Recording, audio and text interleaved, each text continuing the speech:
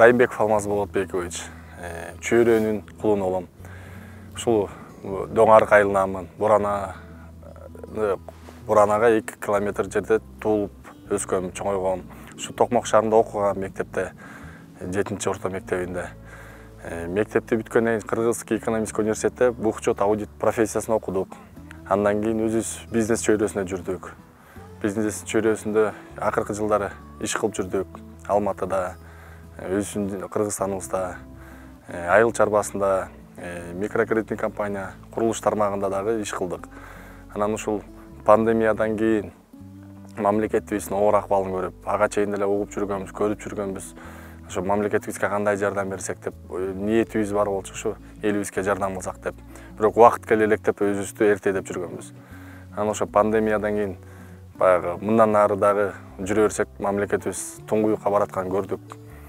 Анан ошол саясатка аралашып, элибизге жардам кылып, колубуздан келген күчүбүздү, акылыбызды, эмгегибизди ошо элибизге тартууланы чечтим да.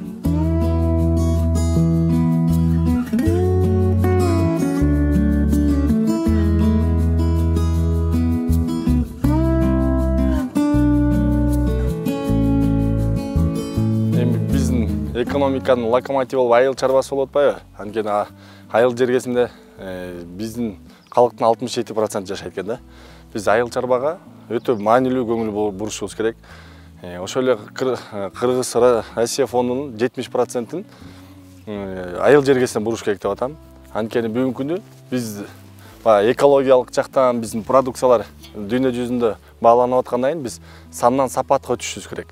Малды дагы мындай жөн эле кыргыз малдарды бакмай эмес, бүгүнкү күндө заман талабында болгон жакшы асыл тукум жылкыларды, асыл тукум уйларды багышыбыз керек. Сүт багытында, мясо молочныйларды багышыбыз керек. Ошо айыл жергесине биз сарайды салганыбызга 2 жыл болуп калды.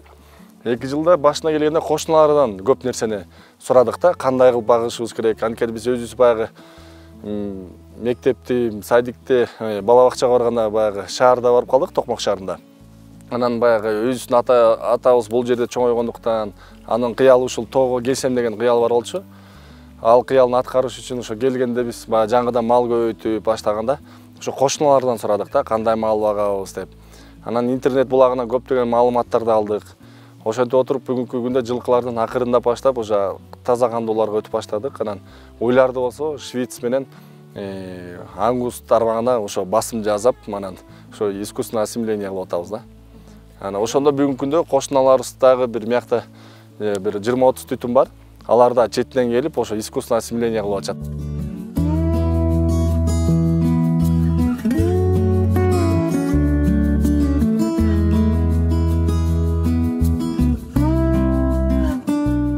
Ошондой эле биздин кайрак жерлерибизди, жөн жаткан жерлерибиздин баарын капельный орошение кылып, акырынан алма бактарды өстүрүүгө өтүшүбүз керек. Алма бак, ошол эле бакчаларга.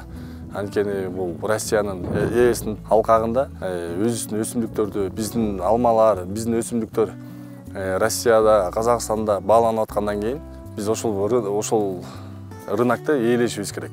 Жерлерибиз өтө көп, иштелбей жаткан жерлерибиз көп. Ошо кайрак жерлердин баарын ошо алма бакка өстүргөнгө чакырат элем да. Өтө эле оор эмес экен. Биз былтыр тиккенбиз, 2 жыл болуп калды. Уже чоңоюп баштады.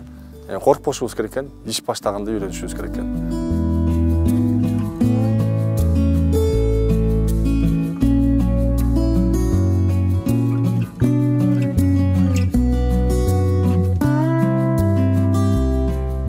Кыргызстандын локомотивы бул айыл чарбасы, анан туризми болуш керек деп эсептейбиз.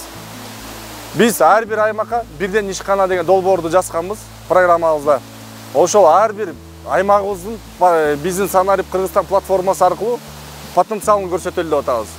Ошол жерге кандай инвестиция алып келсек болот, туристтерге кандай ыңгайлуу жерлерибизди көрсөтүп, биз эми платформабыз аркылуу ар бир өзүбүздүн кооз жерлерибизди, ушундай кереметтүү шаркыратмаларыбызды эми бардык туристтерге дүйнө жүзүнө көрсөткөнгө мүмкүнчүлүк түзөбүз. Ар бир өзүбүздүн кереметтүү жерлерибизди туура пайдаланып, экологиялык жактан алар сактап калганга, эмне деген биздин баягы мындай орустар жакшы айтат, нетронутая земля дегенчи. Ошондой жерлерибиз бизде мамлекетибизде өтө көп. Биз ошол бойдон балдарыбызга, урпактарыбызга сактап калышыбыз керек.